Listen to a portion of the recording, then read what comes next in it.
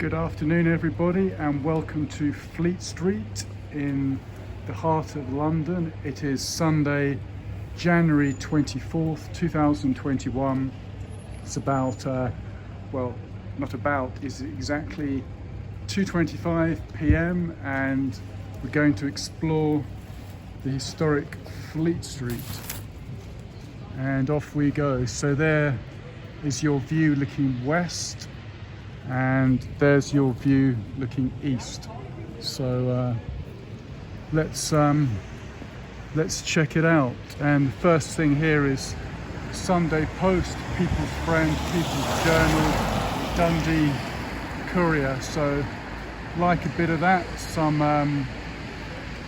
writing there, and then you've got this fantastic church over there, which we need to go in for a closer look. And then I do enjoy London's historic red double-decker buses, the Route Masters as they're known. They are pretty fine. In fact, I would say possibly one of London's greatest achievements. Number 15 bus heading east. Let's have a look at this. Wow, I can see details all over the place. And absolutely love him. I'm Pisces, I love my fish, and he's a pretty handsome specimen, I would say. And this is the gift of Sir James Duke Baronet, is that MP of this ward, or something of that nature. And then you've got the word cordwainer, which turns up a lot, 1860. So quite a nice little water feature there. And then what else can I show you? I mean, look at the heads there, that's pretty fine. And so is that. And this is the Church of St Dunstan in the West, Fleet Street. It's a Church of England, so a Protestant Christian denomination. And I mean, well, there's the back of that building, the Dundee Evening Telegraph. Dundee, of course, a town in Scotland, if that is the reference there. So that's pretty nice corner there. And just look at the details there. You've got that. Not sure who that is. And then of course that there. Again, I can't operate the zoom because it's still raining, but I'm guessing well, it looks a bit like our current monarch, but I would doubt that. It must be someone earlier. Yeah, certainly the face is a very Elizabeth Windsor look to it, but it won't be. But just the details.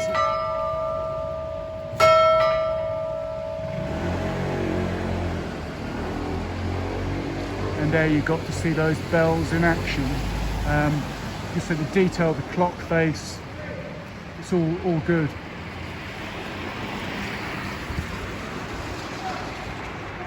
And then you've got those figures there who would be striking the bells.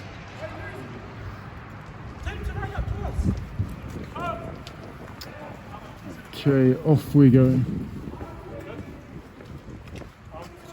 So that's St Dunstan in the west there.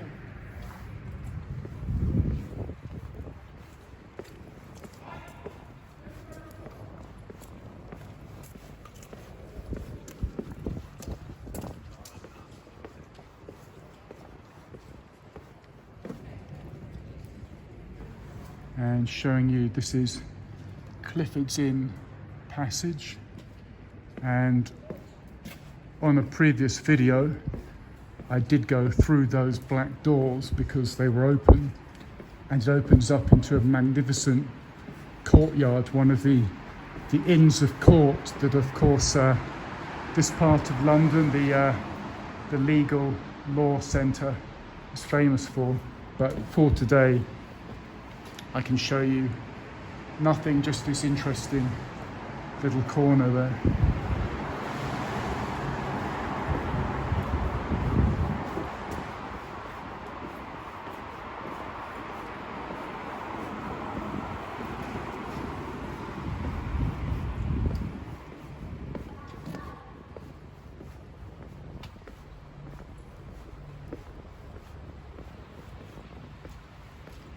And there's an interesting detail there, the old mock tavern, is it? Gin Palace, it says.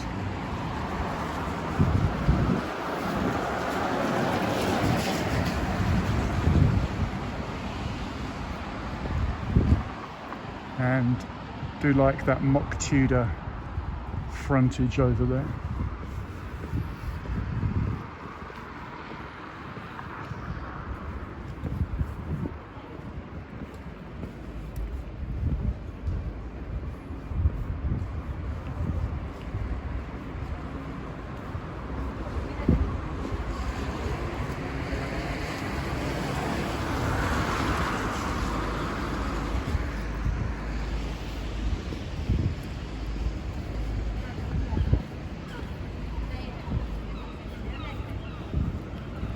Yes, I have been down here before. This is London Aldwych, but I'm going to show you some interesting details.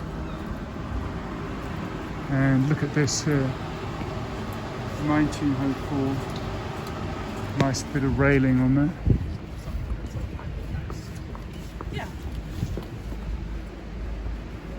Middle Temple Lane.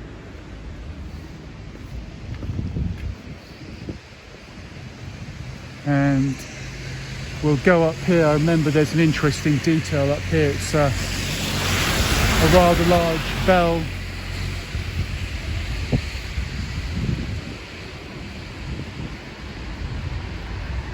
And here you've got your classic red pillar box, the London postal box, and then famous telephone, red telephone box. So some classic British iconography there.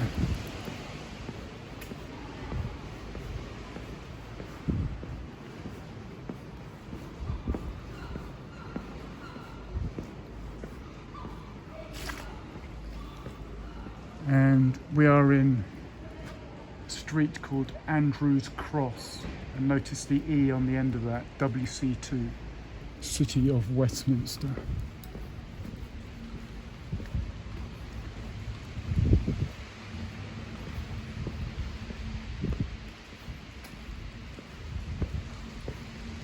But we came up here specifically to look at this bell, and there's a date on the brickwork of 1881, so I don't know if the bell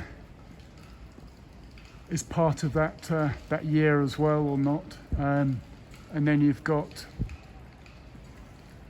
a sort of mythological animal. Is that the phoenix there, or a griffon, one of those mythological beasts?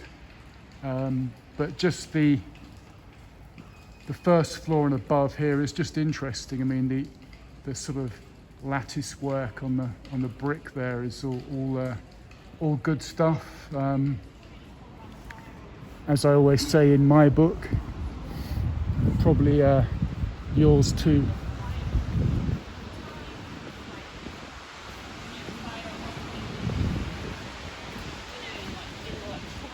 You'll notice, or you may notice, that today I've kept off the political stuff because I'm just so depressed about it all. I thought I need to give myself a break, so it's just going to be pure history for today.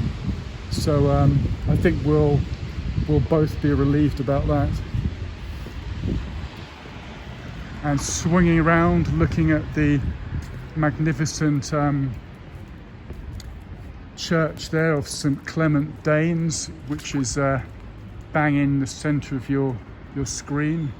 And then we've got this interesting bit right in the middle, so we're going to go in for a closer look. And in fact, I can swing the phone around, showing you, looking up Fleet Street east from London Aldwych, and then looking west to St Clement Danes. But there's a lot of war imagery on this, and I'm thinking, oh yeah, so it's obviously referencing a lot of 19th century bits. You've got here Queen Victoria's progress to the Guildhall, London, November 9, 1837, of course the date of her coronation.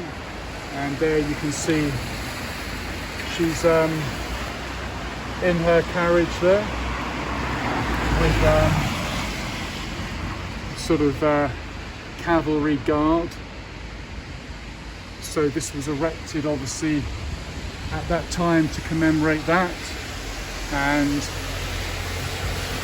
it's just full of detail here. And it says here City of London. I don't know if this is the official boundary, but there's just so much going on in here.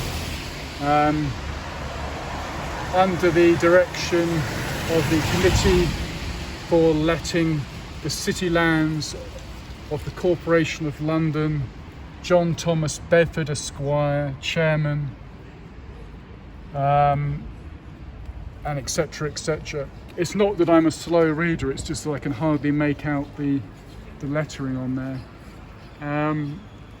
And that looks like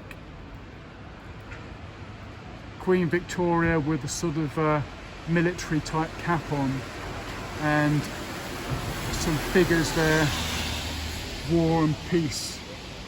And there's a date there, MD CCCCL XXX. So that's 18L is 10, 1813. So if I got that right, 1000 DC, yeah, 1813. So perhaps the plinth was erected then, and these other details subsequently. But just showing you the magnificent St Clement Danes there, and the iconic number 11 Brutemaster red double-decker bus. Okay, have we seen the side here? Going to St Paul's, February 27th, 1872. So what would that be a reference to? 1872.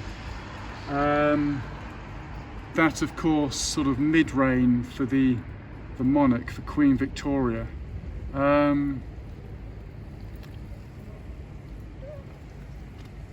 Oh, here we go. Yes, Her Most Gracious Majesty Queen Victoria and His Royal Highness Albert Edward, Prince of Wales.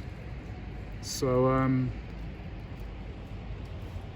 it's all very interesting. If you're into the 19th century, it's just all pretty fascinating stuff, really. And you've got another piece of work here. This from 1997. Just a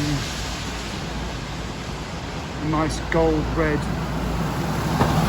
piece of work there, St Martin in the Fields. So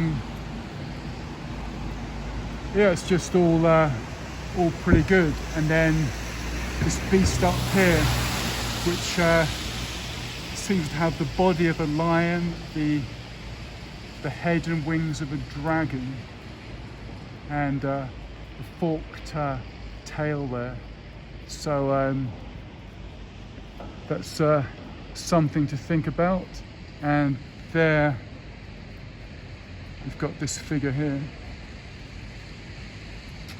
So that was pretty special.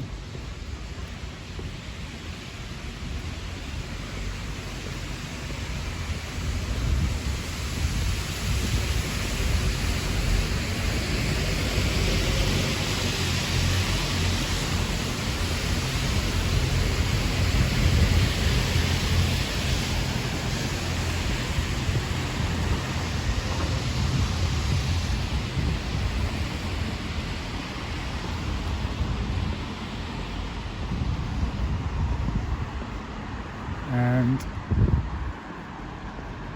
there's another bit of design there. Just while those buses just passed there, just on the subject of buses, last night I was on a bus and all the windows were open, and a robotic voice, one of your announcements said, wear masks and keep windows open, please do it. So in my view, unacceptable and an assault on who we are. But yep, your buses are now freezing cold, and there's plenty of fresh air coming in. So now we're at St Clement Danes, and it's 2:45, so I'm going to probably circle the church until 3 o'clock, so I can show you again the bells which I featured in a previous video. So so that's always a good thing to see. So we'll just give it 15 minutes, and then we'll have a listen to the famous bells. Caught it by chance on a previous video and enjoyed it, so we'll try again for that. So what else can I show you?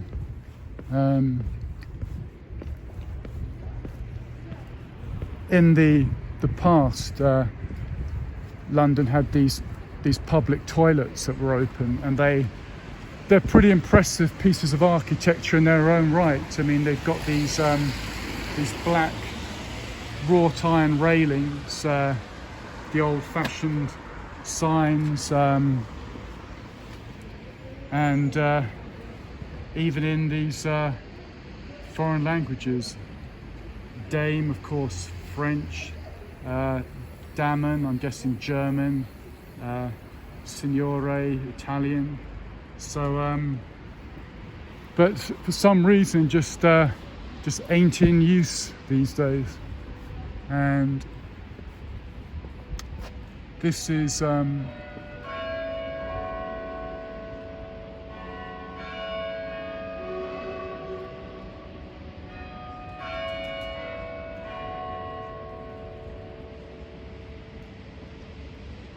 sound of St Clement Danes, of course, but that wasn't what I was waiting for. I'm going to wait till 3 o'clock to hear a bit more of that. But just showing you one of the former public toilets of London, which were sort of glories to early 20th century architecture with the wrought iron black railings, but not in use now. And over here, Samuel Johnson, he who is tired of London is tired of life, for there affords in London all that a man can can know, can desire, can wish to see, something like that. And there's a face there of Boswell, of course, the chronicler of Dr. Johnson's philosophy.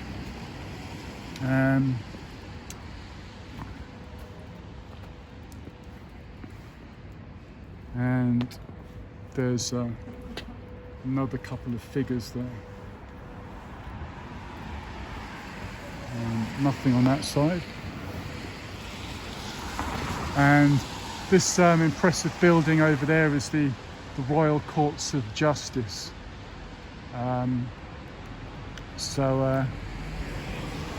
They are supposedly one of the higher arbiters of what is just in our realm. So let's hope they know their stuff.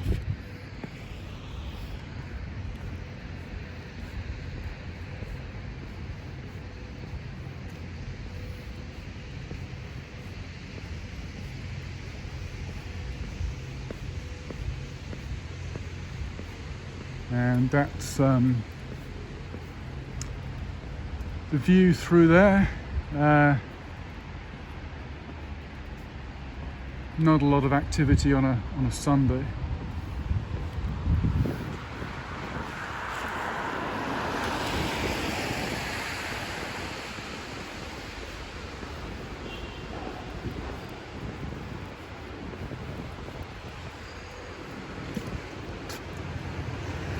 And on the question of law and order, when I was a child, like probably all of us as children, we associated, or we were culturally fed, the idea that the goodies were the forces of law and order, and the baddies were those outside of it, or those who were deemed reprehensible by law and order, by the forces of law and order. But of course, when you become an adult, you realise that very often the reverse is the case, that in fact the forces of law and order are perhaps legally backed, but of course quite often morally reprehensible. And there you have Air Chief Marshal Lord Dowding, Baron of Bentley Priory in the County of Middlesex, Commander-in-Chief Fighter Commander, Royal Air Force 1936 to 1940. And there's a couple of wreaths there laid quite recently. The Royal Force Regiment, and another one there, and showing you some details there of him. And it says Air Chief Marshal Lord Dowding was Commander-in-Chief of Fighter Command, Royal Air Force from its formation in 1936 until November 1940. He was thus responsible for the preparation for and the conduct of the Battle of Britain. It says, with remarkable foresight, he ensured the equipment of his command with monoplane fighters, the Hurricane and the Spitfire. He was among the first to appreciate the vital importance of radar and of an effective command and control system for his squadrons. They were ready when war came. In the preliminary stages of that war, he thoroughly trained his minimal forces and conserved them against strong political pressures to disperse and misuse them.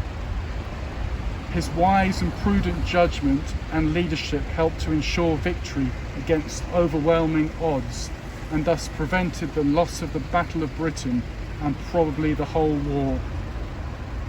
To him, the people of Britain and of the free world owe largely the way of life and the liberties they enjoy today.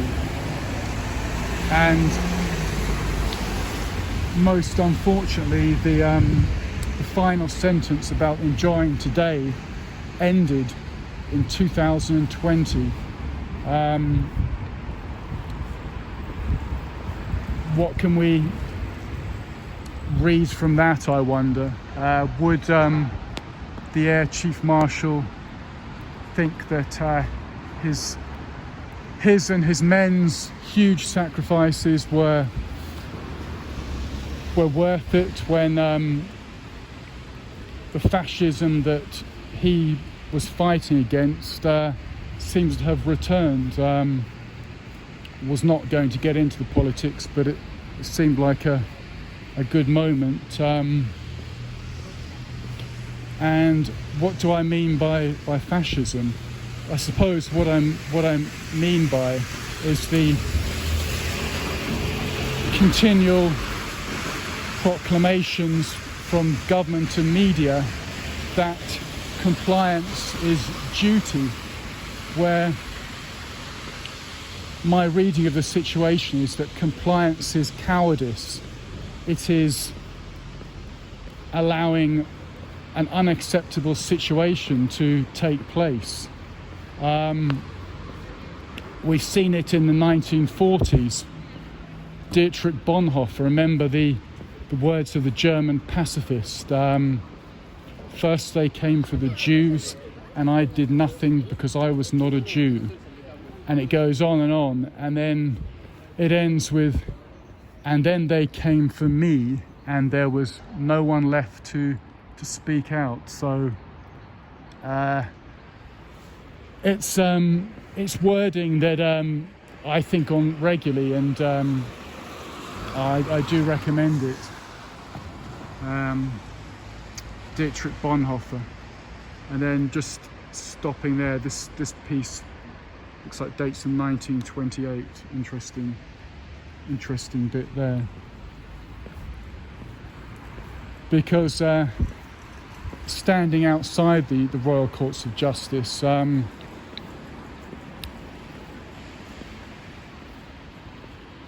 this jurisdiction and in all jurisdictions, what are the forces of law and order and justice for? Ideally, they're to protect morally what is correct, but actually they exist to uphold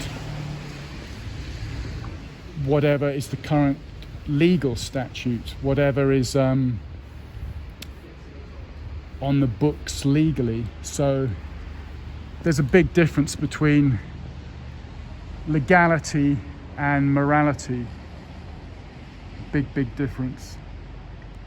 It's 5-3, so I'm just chatting on, waiting for the 3 o'clock bells of St Clement Danes.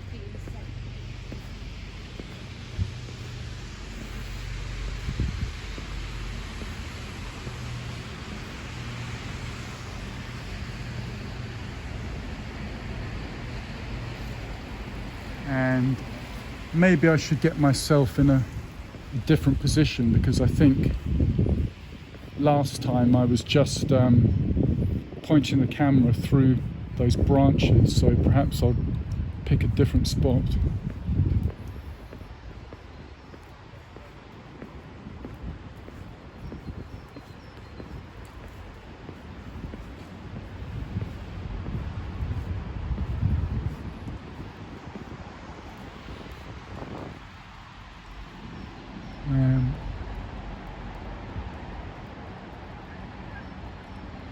Yeah, it's just a great tower on that, isn't it? The great steeple. What else can I show you? We've got... Oh yeah, this is the LSE, London School of Economics, which is a college, one of London's famous universities or colleges. And over here you've got Australia House. And I have shown before in the video some of those great pieces of statuary at the top there. You've got, I can't zoom it up, but you've got some really fine work there on the roof. That's pretty impressive. But we're just really waiting to hear the bells of St Clement Danes, and showing you the front of that building.